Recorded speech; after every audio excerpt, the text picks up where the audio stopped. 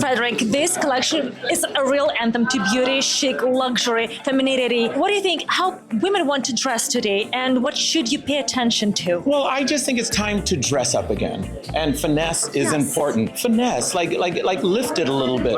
Don't just throw on a sweatshirt and say I look cool. You don't look cool. You don't. Like, clean it up. It's time.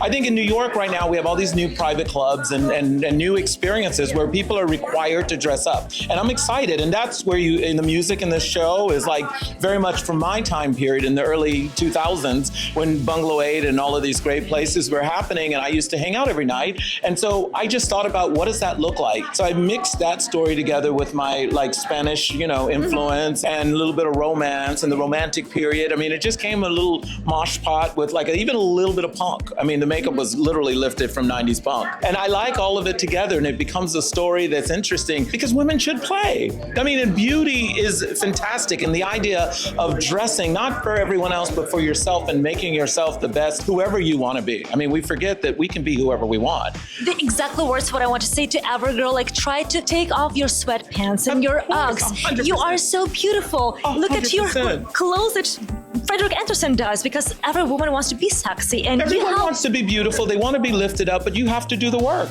You can't just walk out and do the work. It's so rewarding, I think, and we're in a time right now with all of this hostility and around us. So that beauty is the one thing that's going to save us. It's like looking back and feeling this kind of romance for understanding of oneself and your own values, and lifting that and bringing that forward, I think is going to help us in a period when we're in strife. But you've been in fashion over than 20, 25 years. Can you share 100%. the moment from behind the scenes? Yes, I can say that. 20, 25 years, just the life. I know, it's crazy. What's the behind the scenes moment that the audience public doesn't know, but it shaped your journey? There's so many things. The way that I think always is where I am now mentally about how the world's impacting me. That always is in my head. But then like I have a great client who's been taking me to opera because I'm a big opera fan. Metropolitan Opera did a new version of Carmen, and then I was like, oh my God, I forgot how much I love habanera. And then like Janae Bridges, I literally DM'd her. This is so me being a fan. Like, she won 2 Grammys last year. I'm like, I'm such a fan of yours. Would you ever think of, and she immediately said, think of what? I said, she literally wrote me in mid-sentence, think of what? I was like, I want you to come sing for me. And she said, absolutely. I closed Seattle Opera 2 weeks before. I will be there. And she just showed up. That was beautiful. Isn't it great? Yes, it was great. It's beauty in the world. We have to remind ourselves to celebrate it and experience We're so motivated. Yeah. And I wanted to create a little moment. I mean, this is a much smaller venue for me, as you saw. It was so packed, it was crazy. I wanted to do something that was more focused and intimate, and tell a really tight, simple story. And I was very happy that it all made sense. So I want this story right now because you work with Beyonce and Charlize Theron, and maybe you have this personal story,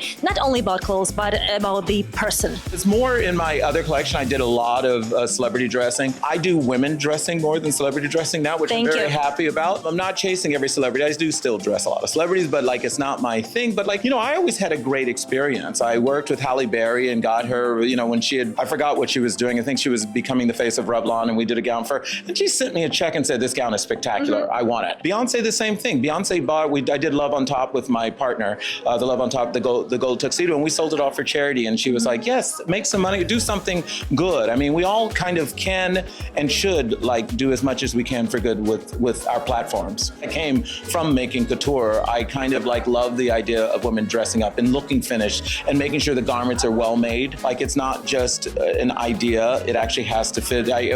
Jeffrey Bean was a mentor of mine, and he always used to say, if it's not well made and the woman can't put it on and take it off, I don't care what your idea, you didn't finish your job. And that's the one job that we have, is to make it clothing, not just to have an idea. It actually has to go on your body. So I always think about that when I'm designing, because we can all create something crazy. And the idea that's hard is to make sure that it fits on a woman's life and fits in a woman's closet and fits on her body. Thank you so much. And lace beat everything. Oh, lace is everything. I see. Look at you.